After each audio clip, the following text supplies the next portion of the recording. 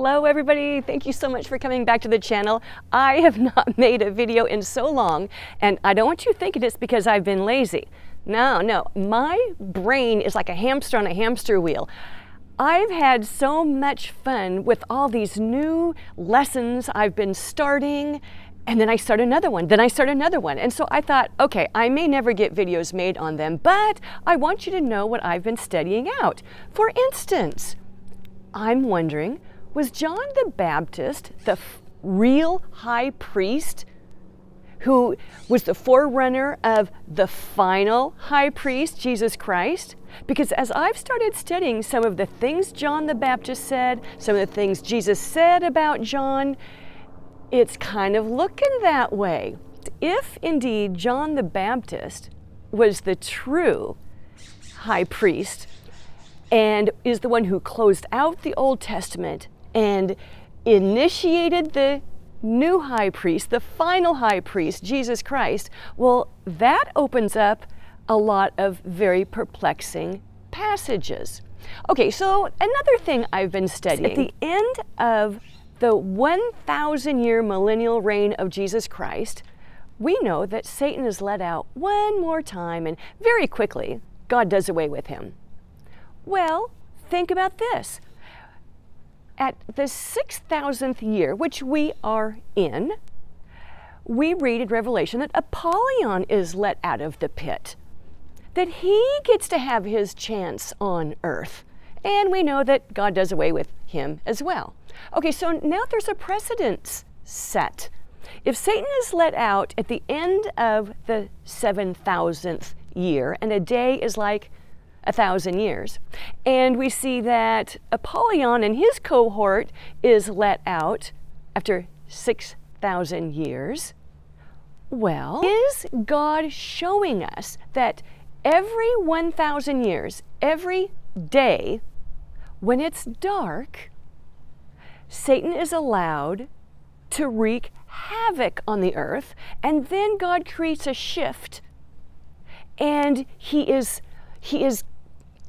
has to retreat, or he retreats because of this shift in the church or whatever. So anyways, that's something else I've been percolating and looking for evidence of. Oh, and something else I have been looking into, and that is, you know the parable of the wheat and the tares? How Jesus said that the tares were going to be bundled, gathered together, ready to be burned in the fire, and he was going to gather his wheat and put it in the barn. Well, where is that barn? What is the barn? I'm digging into that and have found some very interesting things. So I've been trying to put that into a study for you, but then I go on to the next thing. Well, one of the other things I've been doing this summer is studying apologetics. As you may know, there are many religious groups that they do not believe that Jesus is God. They don't believe in the deity of Jesus Christ. Well, that would be Jews, Muslims, Jehovah's Witnesses, and Unitarians. So, can you, from the Old Testament, prove that the Messiah is God, is the Son of God, and is God? Well, that's what I've been digging into, and I've been studying with an apologetics group, and they're all very intelligent. They carry on debates with Muslims and Jews and Unitarians, and I'm certainly not to that level, but it has challenged me. Would I, through the Old Testament, be able to prove the deity of Messiah, who is Jesus Christ? That's just something for you to think about. So, you know what, you guys, I don't know if I'll ever get actual presentations and a script written where I can put each one of these thoughts in a cohesive lesson for you, but I just want to let you know what I'm percolating on. Oh, and I haven't even mentioned that God has taken me on this amazing trail to figure out who the 24 elders are, because they are not the church. The church in the book of Revelation is the multitude that is so numerous it cannot be counted, because the church is God's army. And remember, David got in trouble for counting his armies. Well, God's not going to count his army.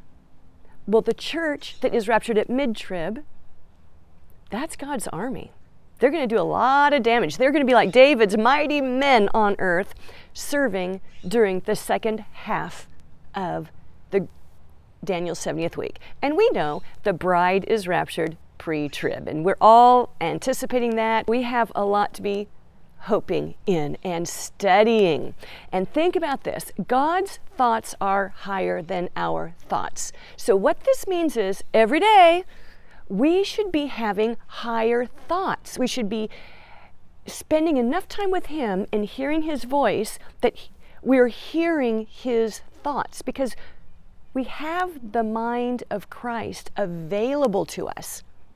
It's not that we're always tapped into it 24/7, 100% of the time, but no, when we fellowship with Christ through the Word, we have access to the mind of Christ, and His thoughts are so much higher than ours, and He is saying things and pointing out things in the Scripture that we've never really noticed before, or He's showing us how to read them in a fresh way. So if you're not receiving thoughts that puts you on a hamster wheel every day, well, maybe it's time to just ask the Lord to show you through His Word some of His thoughts.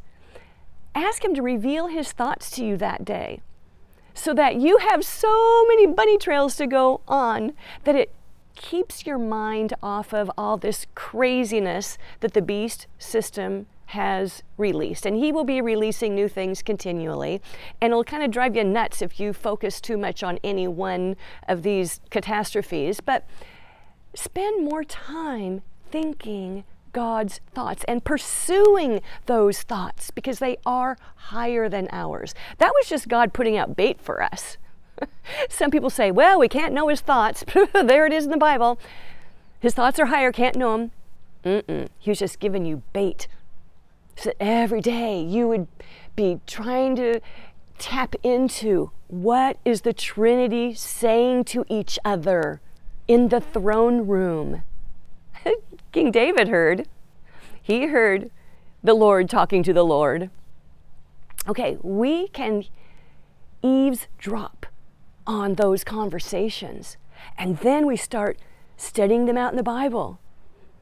And it's such an exciting Christian life. It will keep your flame fired up for Him. It'll keep you passionate for Him. It will keep you optimistic and awake and alert for Him every day. You won't even have to be told to be awake and alert. You'll just instinctively know because of the things He's revealing to you.